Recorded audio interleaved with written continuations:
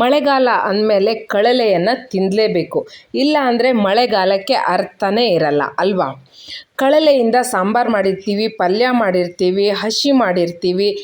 ಒಂದು ಸಲ ಈ ಚಟ್ಟಂಬಡೆಯನ್ನು ಮಾಡಿ ನೋಡಿ, ಸಖತ್ತಾಗಿರುತ್ತೆ. ಇವತ್ತು ಅಡುಗೆ ಆಟದಲ್ಲಿ ಕಳಲೆ ಚಟ್ಟಂಬಡೆಯನ್ನು ಮಾಡೇ ಬಿಡೋಣ ಬನ್ನಿ. 3/4 ಕಪ್ ಆಗುವಷ್ಟು ಕಡಲೆಬೇಳೆಯನ್ನು ತೆಗೆದುಕೊಂಡಿದ್ದೀನಿ. ಅದಕ್ಕೆ ನೀರನ್ನು ಹಾಕ್ಕೊಂಡು ಚೆನ್ನಾಗಿ ತೊಳ್ಕೊಂಡೆ. ಹಾಗೆ ಸ್ವಲ್ಪ ನೀರನ್ನು ಹಾಕ್ಕೊಂಡು ಅದನ್ನು ಒಂದು 2-3 ಗಂಟೆ ನೆನೆಯಲಿಕ್ಕೆ ಬಿಟ್ಟೆ. ನೋಡಿ ಈಗ ಹೇಗೆ ನೆಂದಿದೆ ಅಂತ ಗೊತ್ತಾಗುತ್ತೆ. ನೋಡಿ ಚೆನ್ನಾಗಿ ಕಟ್ ಮಾಡೋಕ್ಕೆ ಬರುತ್ತೆ. ಈ ರೀತಿ ನೆನೆದ್ರೆ ಸಾಕಾಗತ್ತೆ. ಈಗ ಇದರಲ್ಲಿರೋ ನೀರನ್ನು ಸೋಸ್ಕೊಂಡು ಹಾಗೆ 1/4 ಕಪ್ ಆಗೋವಷ್ಟು ಕಡಲೆಬೇಳೆಯನ್ನು ಎತ್ತಿಟ್ಕೊತಾ ಇದ್ದೀನಿ. ಹಾಗೆ ಉಳಿದೆಲ್ಲವನ್ನು ಕೂಡ ಮಿಕ್ಸರಿಗೆ ಹಾಕ್ಕೋಬೇಕು. ಮೊದಲಿಗೆ ನಾನು ಒಂದು ಬೆಟ್ಟದ ನೆಲ್ಲಿಕಾಯಿ ಗಾತ್ರದಷ್ಟು ಹುಣಸೆ ಹಣ್ಣನ್ನು ತಗೊಂಡಿದ್ದೀನಿ. ಅದನ್ನು ಮಿಕ್ಸಿ ಪಾತ್ರೆಗೆ ಹಾಕ್ಕೊಂಡೆ. ಹಾಗೆ ಕಡಲೆಬೇಳೆಯನ್ನು ಹಾಕ್ಕೋತಾ ಇದ್ದೀನಿ. ಇವಾಗ ಇದರ ಜೊತೆಗೆ ಸಾಂಬಾರಕ್ಕೆ ಅಂತ ಹೇಳಿ 1 ಇಂಚು ಶುಂಠಿಯನ್ನು ಹಾಕ್ಕೊಂಡಿದ್ದೀನಿ. ಇದನ್ನು ಕಟ್ ಮಾಡಿ ಹಾಕ್ಕೊಳ್ಳಿ. ಹಾಗೆ 2 ಬೆಳ್ಳುಳ್ಳಿ ಹೆಸಳನ್ನು ತೊಗೊಂಡಿದ್ದೀನಿ. 1 ಹಸಿಮೆಣಸನ್ನು ಹಾಕ್ಕೋತಾ ಇದ್ದೀನಿ. ಇದನ್ನು ನಾವು ತರಿಯಾಗಿ ರುಬ್ಕೋಬೇಕು.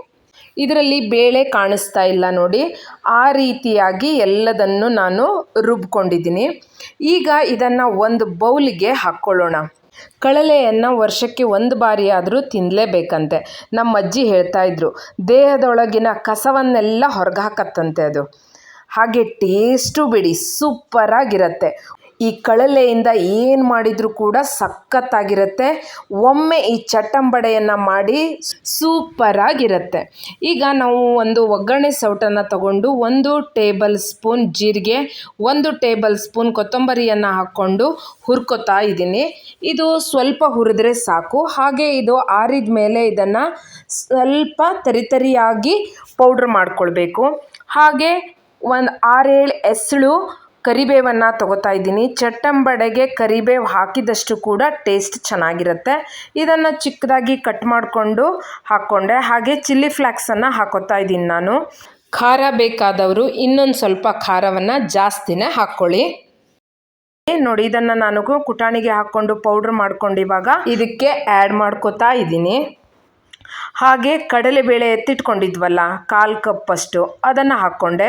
ಹಾಗೆ 2 ಟೇಬಲ್ ಸ್ಪೂನ್ ಅಕ್ಕಿ ಹಿಟ್ಟನ್ನು ಹಾಕ್ಕೊಳ್ತಾ ಇದ್ದೀನಿ, ಕ್ರಿಸ್ಪಿ ಬರುತ್ತೆ ಅಂತ. ಹಾಗೆ ರುಚಿಗೆ ತಕ್ಕಷ್ಟು ಉಪ್ಪನ್ನು ಸೇರಿಸ್ಕೊಳ್ಳಿ. ಈಗ ಕಳಲೆಯನ್ನು ಹಾಕುವ ಸಮಯ. ಕಳಲೆಯನ್ನು ಆಗಿಂದಾಗಿ ಕಟ್ ಮಾಡಿ ಯಾರೂ ತಿನ್ನಲ್ಲ. ಕನಿಷ್ಠ 3 ದಿನ ನೀರಲ್ಲಿ ಹಾಕಿ ಅದನ್ನು ಆಮೇಲೆ ಬಳಸ್ತಾರೆ. ದಿನ ನೀರನ್ನು ಚೆಲ್ತಾನೆ ಇರಬೇಕು. ನಮ್ಮನೆ ತೋಟದ ಹತ್ರ ಹೋಗಿ ನಮ್ಮ ಮಾವ ಇಷ್ಟು ಕಳಲೆಯನ್ನು ಕೊಯ್ಕೊಂಡು ಬಂದಿದ್ದರು. ನಂತರ ಇದರ ಸಿಪ್ಪೆಯನ್ನೆಲ್ಲ ತೆಕ್ಕೊಂಡು ಸಾಂಬಾರಿಗೆ ಮತ್ತು ಪಲ್ಯಕ್ಕೆ ಅಂತ ಸಪ್ರೇಟಾಗಿ ನಮ್ಮ ಅತ್ತೆ ಈ ರೀತಿಯಾಗಿ ಕೊಚ್ಚಿದ್ರು. ಈಗ ಕೊಚ್ತಾ ಇದ್ದಾರಲ್ಲ, ಇದೆಲ್ಲ ಸಾಂಬಾರಿಗೆ. ಹಾಗೆ ಈ ರೀತಿ ಸಣ್ಣದಾಗಿ ಕೊಚ್ಚಿರೋದು ಹಸಿ ಅಥವಾ ಪಲ್ಯಕ್ಕೆ. ಇದನ್ನೇ ನಾನೀಗ ಚಟ್ಟಂಬಡೆಗೆ ತಗೊಂಡಿರೋದು. ನೀರನ್ನು ಸೋಸಲಿಕ್ಕೆ ಇಟ್ಟರೂ ಕೂಡ ನೀರಷ್ಟು ಇಳಿದಿರಲಿಲ್ಲ. ಅದಕ್ಕೆ ಈ ರೀತಿಯಾಗಿ ಚೆನ್ನಾಗಿ ಹಿಂಡ್ಕೊಂಡೆ. ನೀರೆಲ್ಲ ಪೂರ್ತಿ ಹೋಗಿರಬೇಕು. 1 ಕಪ್ ಆಗುವಷ್ಟು ಕಳಲೆಯನ್ನು ನಾನು ಇದಕ್ಕೆ ಹಾಕ್ಕೊಂಡೆ. ಸ್ವಲ್ಪ ಜಾಸ್ತಿ ಇದ್ದರೂ ಏನೂ ತೊಂದರೆ ಇಲ್ಲ. ಇದನ್ನು ಚೆನ್ನಾಗಿ ಈ ರೀತಿ ಮಿಕ್ಸ್ ಮಾಡ್ಕೋಬೇಕು. ಇಷ್ಟೇ ಅಲ್ಲ, ಇದ್ರ ಜೊತೆಗೆ ನಾವು ತೆಂಗಿನ ತುರಿಯನ್ನು ಕೂಡ ಹಾಕ್ಕೋಬೇಕು. ಇದನ್ನು ಕೂಡ ನಾನು ಹಿಂಡ್ಕೊಂಡು ಹಾಲನ್ನು ಸಪ್ರೇಟ್ ಮಾಡಿ ಇದಕ್ಕೆ ಆ್ಯಡ್ ಮಾಡ್ತಾ ಇದ್ದೀನಿ. ಈ ಕಾಯಿ ಹಾಲನ್ನು ನಾವು ಚಟ್ನಿ ಜೊತೆಗೆ ಸೇರಿಸ್ಕೋಬೋದು. ನೋಡಿ ಈ ರೀತಿ ಚೆನ್ನಾಗಿ ಮಿಕ್ಸ್ ಮಾಡ್ಕೋಬೇಕು. ಏನು ಗೊತ್ತಾ, ನಮ್ಮ ಕಲಿಗೊಬ್ಬರು ಹೇಳ್ತಾ ಇದ್ರು, ಕಳಲೆಯಿಂದ ತವಾ ಫ್ರೈ ಮಾಡಿದರೆ ತುಂಬ ಚೆನ್ನಾಗಾಗತ್ತೆ ಅಂತ. ಅದನ್ನು ಒಮ್ಮೆ ನಾನು ಟ್ರೈ ಮಾಡಬೇಕು ಅಂತ ಇದ್ದೀನಿ. ರೆಸಿಪಿ ಚೆನ್ನಾಗಿ ಬಂದರೆ ಖಂಡಿತ ನಿಮ್ಮ ಜೊತೆಗೆ ಅದನ್ನು ಶೇರ್ ಮಾಡ್ತೀನಿ. ಕಳಲೆ ಅಂದರೆ ನನಗಂತೂ ಪಂಚಪ್ರಾಣ. ನೋಡಿ ಈ ಹದಕ್ಕೆ ಬಂದಿರಬೇಕು, ಸರಿಯಾಗಿದೆ. ಸ್ವಲ್ಪ ತೆಳ್ಳಗಾಯ್ತಾ, ಇನ್ನೊಂದು ಸ್ಪೂನ್ ನೀವು ಅಕ್ಕಿ ಹಿಟ್ಟನ್ನು ಆ್ಯಡ್ ಮಾಡ್ಕೊಳ್ಬೋದು. ನೋಡಿ ಈ ರೀತಿಯಾಗಿ ಉಂಡೆಗಳನ್ನೆಲ್ಲ ತಟ್ಟಿ ಇಟ್ಕೊಂಡ್ರೆ ಕರಿಬೇಕಿದ್ರೆ ನಮಗೆ ತುಂಬ ಹೆಲ್ಪ್ ಆಗುತ್ತೆ. ಇಲ್ಲ ಅಂದರೆ ಮೊದಲು ಹಾಕಿರೋದು ಬೇಗ ಫ್ರೈ ಆಗಿಬಿಟ್ಟಿರುತ್ತೆ, ಆಮೇಲೆ ಹಾಕಿರೋದು ಫ್ರೈ ಆಗೇ ಇರೋದಿಲ್ಲ. ಅದಕ್ಕೆ ಒಂದೇ ಸಲ ಈ ರೀತಿ ಶೇಪಲ್ಲಿ ನೀವು ಎಲ್ಲದನ್ನು ಕೂಡ ಮಾಡಿಟ್ಕೊಂಡ್ರೆ ತುಂಬ ಬೇಗನೂ ಆಗುತ್ತೆ, ಚೆನ್ನಾಗೂ ಬರುತ್ತೆ. ಎಲ್ಲವನ್ನು ಮಾಡಿಟ್ಕೊತಾ ಇದ್ದೀನಿ. ಯಾರ್ಯಾರು ಅಡುಗೆ ಆಟ ಯೂಟ್ಯೂಬ್ ಚಾನಲನ್ನು ಸಬ್ಸ್ಕ್ರೈಬ್ ಮಾಡ್ಕೊಂಡಿಲ್ವೋ ಎಲ್ಲರೂ ಸಬ್ಸ್ಕ್ರೈಬ್ ಮಾಡ್ಕೊಳ್ಳಿ. ಯಾರ್ಯಾರು ವ್ಯೂಸ್ ಮಾಡಿರ್ತೀರೋ ಅವರೆಲ್ಲರೂ ಕೂಡ ವಿಡಿಯೋಕ್ಕೆ ಒಂದು ಲೈಕ್ ಕೊಡಿ. ರೆಸಿಪಿಗಳು ಇಷ್ಟ ಆಗ್ತಾ ಇದ್ದರೆ ಕಮೆಂಟ್ ಮಾಡಿ. ನಿಮ್ಮ ಒಂದು ಲೈಕ್ ಒಂದು ಕಮೆಂಟ್ ನನಗೆ ತುಂಬಾ ಪ್ರೋತ್ಸಾಹ ನೀಡುತ್ತೆ. ಹಾಗೆ ನಿಮ್ಗೆ ಯಾವುದಾದ್ರೂ ಅಡುಗೆ ಬೇಕು ಅಂತಂದರೆ ಅದನ್ನು ಹೇಳಿ, ಖಂಡಿತ ಅದನ್ನು ಟ್ರೈ ಮಾಡ್ತೇನೆ. ನೋಡಿ, ಎಣ್ಣೆಯನ್ನು ಕಾಯಲಿಕ್ಕೆ ಇಟ್ಕೊಂಡಿದ್ದೆ, ಅದನ್ನೆಲ್ಲವನ್ನು ಈಗ ನಾನು ಬಿಡ್ತಾ ಇದ್ದೀನಿ ಎಣ್ಣೆ ಒಳಗೆ.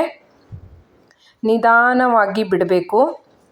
ಕೈ ಸುಟ್ಟೋಗೋ ಸಾಧ್ಯತೆಗಳು ಇರುತ್ತೆ, ಎಣ್ಣೆ ಸಿಡಿಯೋ ಸಾಧ್ಯತೆಗಳಿರುತ್ತೆ.